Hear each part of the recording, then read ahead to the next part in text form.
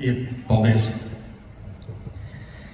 Šodien mēs atrodamies uz jaunas politiskas realitātes sliekšņa.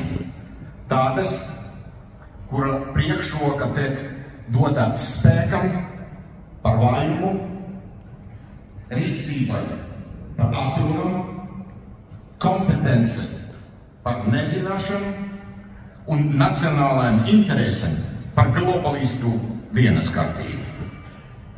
Ainars Šlesers ir konservatīvā internacionalizma koncepcijas ieviesījis Latvijā un radikālas caurspīdības iniciators Rīgas domē un valdībā.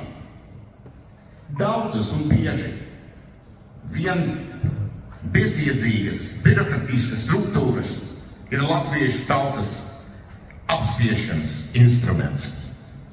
Latvijas tautai ir apnicis gadiem ilgi veidotas birokratiskas kastas vienaldzīgums.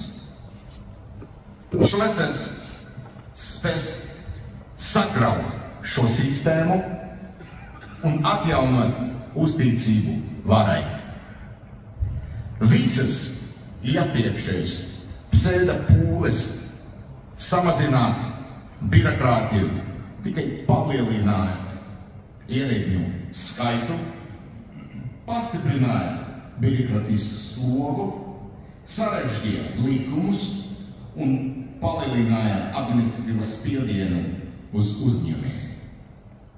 Šlesers, kur 10 gadiem ilgi ir veltījis savu dzīvi uzņēmēju darbībai, lielu investīciju piesaistīt un reālas ekonomikas veidošanas, saprot problēmas dziļumu. Un tikai Ainars spēj likvidēt birokratiskas šķēršļus, kas kavē Latvijas attīstību. Līdz ar ASV prezidenta Donalda Trumpa atkārtoti ievēlēšanas pasaule mainas. Dievbalīgas vēja roze pagriežas suverenitātes, tradīciju un ekonomikas atzimšanas virzienu.